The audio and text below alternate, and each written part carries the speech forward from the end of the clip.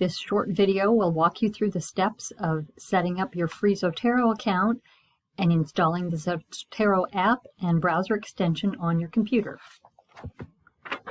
It's as easy as 1, 2, 3. Begin at Zotero.org. Create your free Zotero account. Log in using any email you prefer. It's recommended you not use your WVU password.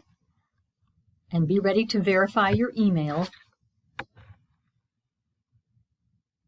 Once you've created your free Zotero account, download the Zotero app and install the app and the Zotero connector on your personal computer.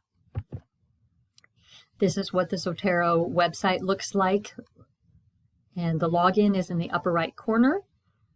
And you see the download button. When you click the red download button, it takes you to the appropriate app file for your particular computer and browser.